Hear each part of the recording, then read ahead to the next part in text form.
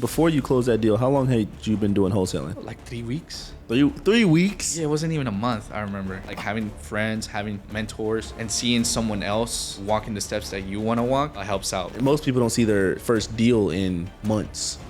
What'd you do differently? Follow your strategy. Yo, God.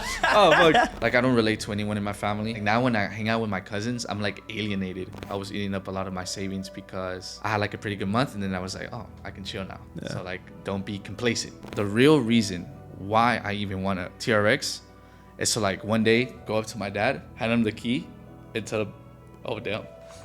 No way, bro. Damn. Oh shit. That's good. That's good. You're good, bro. My wife's like, I would have my dad my key and be like, bro, you could have fun and like spin the block, you know? You gonna make me No cry, way, bro. Miguel, Yeah. the hybrid realtor, going from a real estate agent, maybe making some closing some deals, not as much as you want, to getting into wholesaling and closing on a $12,000 month. Mm-hmm. Talk to me. How did you even find this industry? How did wholesaling even come up on your radar? So I always knew I wanted to get into real estate just because I like grew up around it. Like my dad used to do remodeling for an investor. And as a Hispanic, sometimes you hinder yourself to like just work for someone. But I just decided like, no, I want to, call the shots. So I knew that he was a real estate agent. So I started breaking into the industry at its lowest level, which I thought at the time was its lowest level, but was real estate photography. Yeah. So I did real estate photography. Yeah. Eventually started working with realtors, doing content for them. And then I ran into you. Yeah. So long story short, I was shooting for a client. She was a real estate agent. She had this little event at your apartment complex. And I remember you said, oh, I need a videographer. Or you asked me, are you a videographer? Yeah. And I had like my whole setup of cameras. And in my head, I'm like, what is this guy talking about? Yeah, I'm a videographer. So yeah. I think you're actually the only person I actually followed up with. So I gave you my card, or you reached out to me. I don't remember specifically. Mm-hmm. And then whenever we shot that video that we were doing, I think you had barely moved into your new apartment. We were doing a home tour. Yeah. And I asked you like, yo, bro, what do you do? I was like, oh, I do wholesale real estate. I was like, what do you mean? He's like, oh, I just, flip contracts or whatever. Yeah. I was like, how old are you? And you're like, 19? I was like, what? I'm 20 years old at the time, and I didn't even know wholesale was a thing. Yeah. So, you introduced me into wholesaling. As a real estate agent, wholesaling is looked down upon. You found a way to bring in wholesaling and bring in your license and just take the industry to the next level. What advice would you have for some agents that look down on wholesaling or maybe are just uneducated? I would say to try it out, because I think wholesalers work a lot harder than real estate agents. Yeah. 110%. Because they take the deal from A to Z. They deal from the acquisition of the seller to the sale of the property. And as a real estate agent, a lot of people come into the industry thinking like they're going to make a bunch of money, and they can, but also a lot of these like brokerages they have very outdated like marketing strategies. So like open houses, like I did one open house, no one ever showed up, and it was a nice house. Yeah. So I think wholesaling, people should try it, one, to learn how to fish, to learn how to actually like be in the industry and actually talk to people. Yeah. Because as a real estate agent, they depend on a lot under like brokerage to see what leads they provide in most cases. Let's talk about your first ever deal when you saw that first check. That's what a lot of people miss. They're like, first check is like, they just need to see that proof of concept and they're all in. Yeah. What was it like getting that first check in? For how much was it? It wasn't a super big deal. I think it was only like $3,000. Hey, let's stop right there. You made $3,000 in what state? Arkansas. You never saw the property. You never saw the seller. You never shook a buyer's hand. And you made $3,000 from your office. Uh-huh. How did receiving that check feel? I feel like that all that hard work I had put in before that was not paid, because like a traditional job, clock in, you're going to get paid on Friday, that I actually finally got paid for the hard work that I had put in. Yeah. And before you closed that deal, how long had you been doing wholesaling? Oh, like 3 weeks. 3 weeks? Yeah, it wasn't even a month, I remember. Yeah. Oh my gosh. Okay, so in 3 weeks you closed on a $3,000 check. I mean, most people don't see their first deal in months. Mm. What'd you do differently? Follow your strategy. Yo, God. Oh, fuck. Okay, the strategy works. The blueprint works. What about the blueprint that worked exactly? Systems. 100% systems. If it wasn't that I actually had a follow-up system to like, oh, follow up with these people this date, this time, I think that deal wouldn't have happened. Yeah. Of course, give you your kudos. You're like, holding my hand on most of starting out, but mostly 100% systems. Yeah. And I feel like this could actually translate to other industries as well. Because at the end of the day, what most industries need, regardless of what service you provide, is sales and marketing. Yeah. And in real estate, as a realtor, as a wholesaler, at its very core, what is it? Just sales and marketing. You're 23 years old. Did you go to college? I did. Did you drop out? I did. You had a job. Mm-hmm. It's now been how long since you quit your 9 to 5? It's 3 years this month, in December. Every single 20-year-old is trying to live that dream.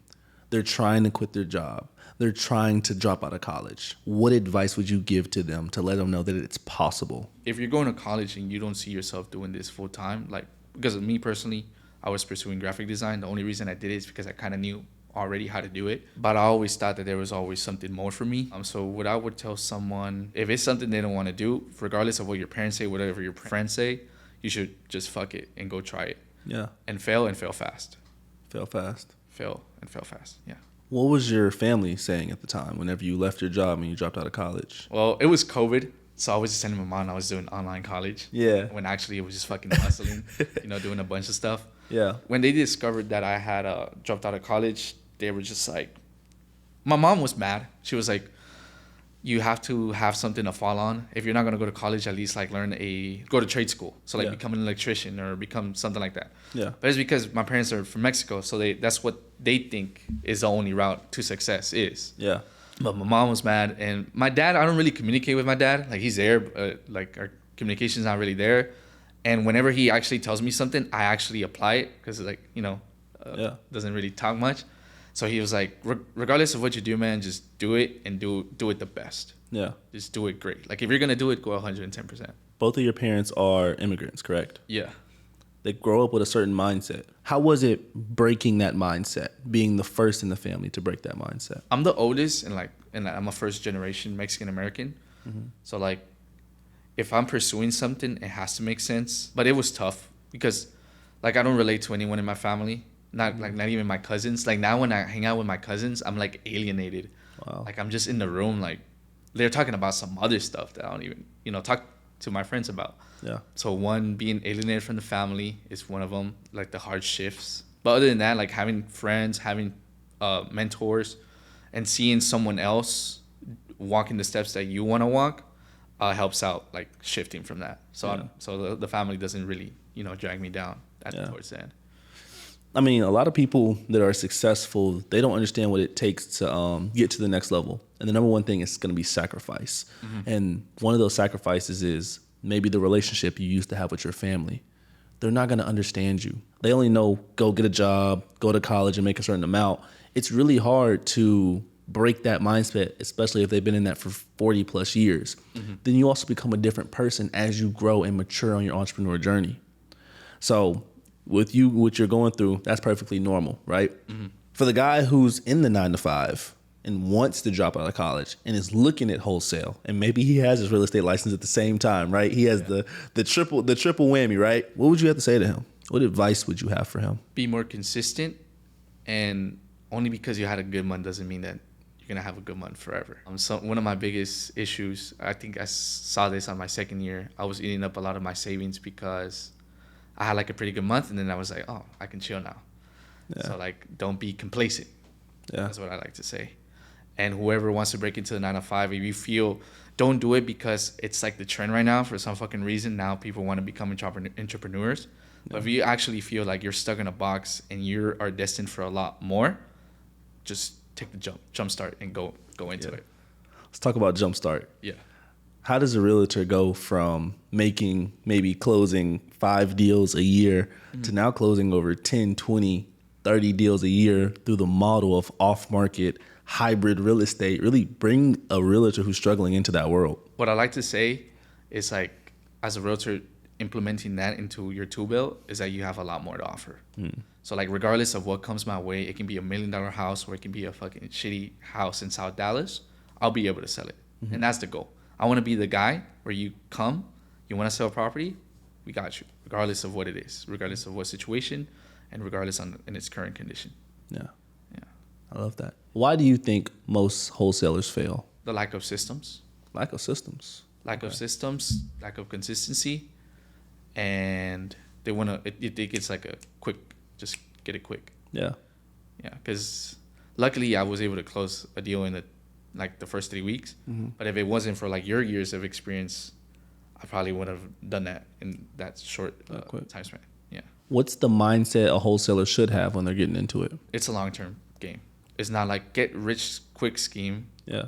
And a lot of people I've noticed too, which I think is completely fine because this is how when it came into the industry, they think it's like a stepping stone into like flipping and investing. Right. So they glorify fixing and flipping, like, HGTV, Oh yeah. fix and flips, all that. And I've talked to investors, like it's hell for them. Yeah. But a lot of people get into wholesaling and they're like, oh, eventually this is going to be the stepping stone into that, which is completely fine. But yeah, I'll always strongly recommend to get into that first, because if you go for a flip right now, you most likely will never like lose money on it because you know how to run the numbers, you know how to talk to title companies, things like that. No. Let's go into a deal breakdown. Mm-hmm. Let's talk about being an agent. And I believe you had closed on a super big deal out there in Oklahoma, was it? Oh, I actually want to do my best week. Your best week? I closed 3 transactions in 1 week, and they were all completely different transactions. Okay. It was 12,500 in that in 1 week. In 1 week. Yeah. Not a month. In a week. 7 days. Yeah. They all closed in that same week. $12,000. Uh-huh. Break it down for us. So what's unique about this is that all 3 transactions were completely different. One of them was a wholesale deal out of Oklahoma. Mm-hmm. One of them was a local buyer out here in Dallas. Mm-hmm. And that third one was a referral from El Paso. Yeah. So it was like 5,500, 2,500. Gosh. Yeah.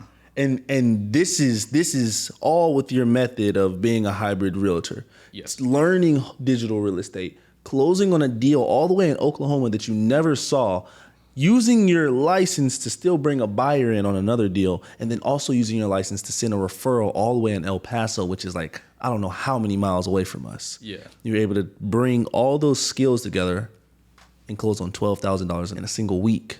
In a single week, yeah. Is that your highest week so far? So far, in a week, yeah. In a week. And you know what's crazy? Oh. The week before I closed those, I literally had like $1,000 in my bank account. I know it's different for a lot of people, but for me, my zero is like $1,000. Yeah. And not only that, but like 2 days after, my manager, where I used to work at, she moved to a different company, and she reached out to me. She was like, "Hey, I have a new job opening. Like I'll hire you on the spot because I've worked with you before. Yeah. You're great." Yeah. And I let it down because I was like, "No, something has to happen." And literally the next week, that happened.